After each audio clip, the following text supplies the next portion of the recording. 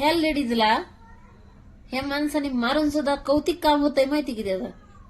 बरं झालं मारली अशी लेडीज म्हणतात. मी लेडीज असून म्हणते, कारण की ती रोग झाडत होती फक्त एका ट्रेनच्या सीटासाठी. नको ते त्याला बोलली माझा नवरा इंजिनियर आहे, माझा लेक इंजिनियर आहे, पदवीधर आहे, असं रोग झाडून दुसऱ्यावर रुबाब दाखवून त्याला नको त्या शब्दात नको ते शब्द बोलत होती.